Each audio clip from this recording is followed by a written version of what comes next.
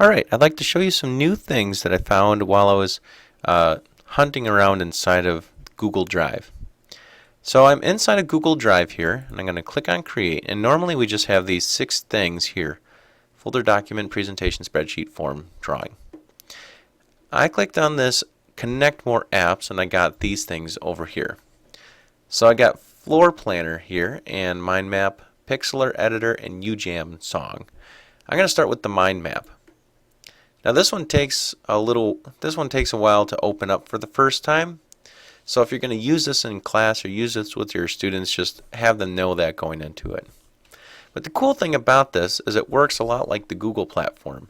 It works so multiple people can do this at the same time. So let's say you have kids, you want them to do some mind mapping, you get the Chromebooks going, and you have this idea of doing something with plants. And you can have them create other ideas like ferns and types of ferns. Now all of this can be taking place live, and they can do this as groups, so they can kind of connect all their accounts together and share these mind maps and do this live at the same time, both here or at home or wherever. And so this is just a brainstorming mind mapping tool that you can use. And the other great thing about this is it's all typed out, so you don't have the terrible penmanship that sometimes our students have. And that's by MindMeister. So that looked pretty cool. It's absolutely free. They do have a paid version of it, but you don't have to do that. One of the other cool things I came across is I was thinking about, I know we have classes that teach creating floor plans. And so there's this floor planning thing, and you can actually create floor plans. And so you can create a project here.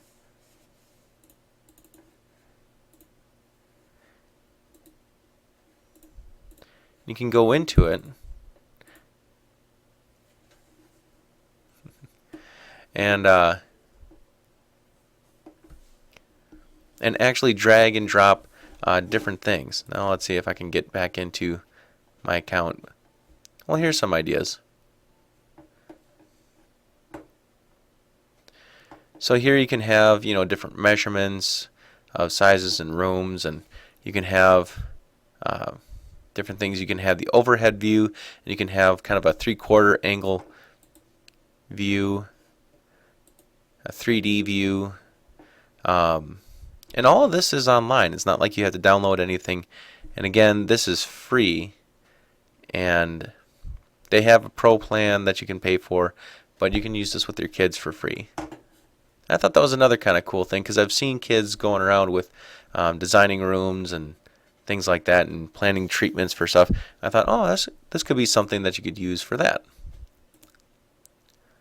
Last one I'm going to show you is this Pixlr Editor. Now I use this with my new tech and art kids, and this will do about 70% of the things that Photoshop will do.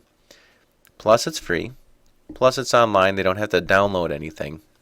And if it shows up here, you'll see what I'm talking about. So you can create images.